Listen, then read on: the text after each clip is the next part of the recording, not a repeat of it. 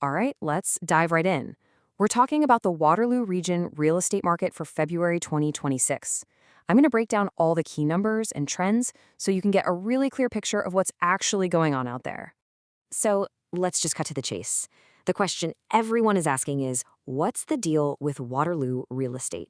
After all the craziness we've seen, is the market finally crashing? Or is it something else entirely? Well, if you look at the data, the answer is neither. It's not a crash. What we're really seeing here is the market just taking a breath. It's moving away from those wild extremes and finding a new, more balanced rhythm. Think of it as a correction, not a collapse. Okay, so to really get a feel for this new rhythm, we have to start with the number one thing on everyone's mind: prices. What is happening with home prices? Are they still tanking? Let's dig into the numbers. Check this out. About $737,500. That's the average sale price for all homes in the region. And here's the key takeaway. That number is basically flat compared to last month.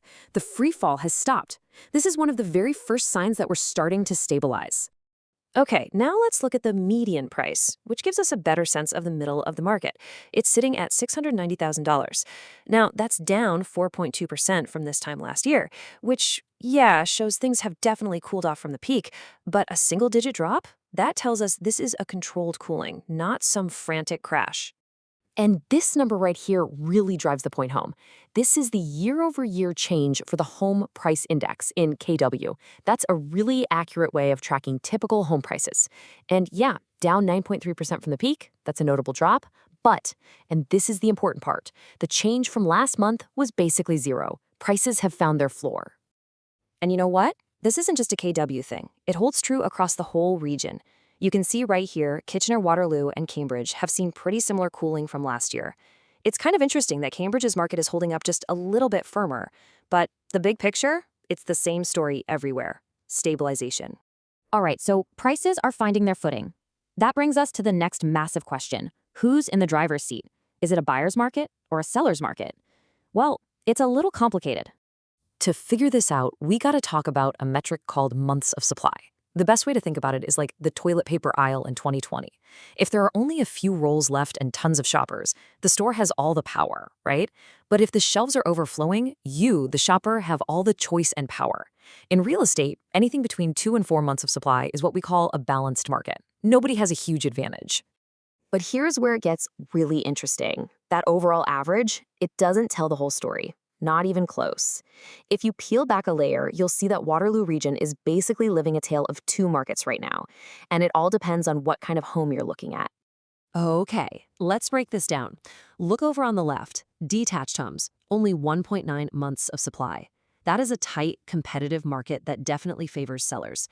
But now look at the right side. Attached homes like townhouses and condos. It's a totally different world. We're talking 3.6 months of supply. Homes sitting on the market longer, buyers have way more choice and a lot more negotiating power. It's a true split personality market.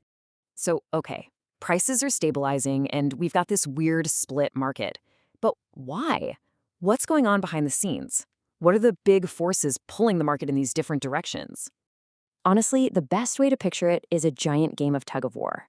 On one end, you've got higher interest rates, pulling prices down. On the other end, you have strong population growth, pulling them right back up. And holding the whole thing steady, kind of like a safety net, is a limited supply of new homes. Let's start with those interest rates. They're basically acting like a brake on the whole market. It's simple, really. Higher mortgage costs mean buyers just can't afford to pay those crazy peak prices from a couple of years ago.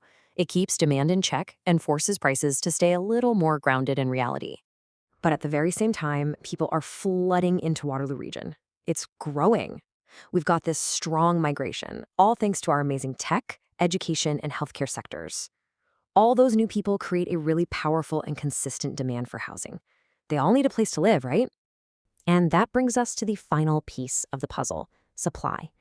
The bottom line is we just aren't building enough new homes to create a situation where there's way too much inventory. And that tight supply, especially for those detached homes we talked about, acts as a solid floor under the market. It's what's preventing any kind of major crash.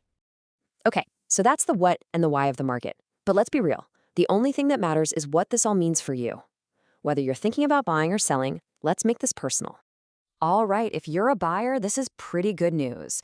This balanced market means you have more time to think, you've got more selection to choose from, especially in that attached market, and you've got more room to negotiate.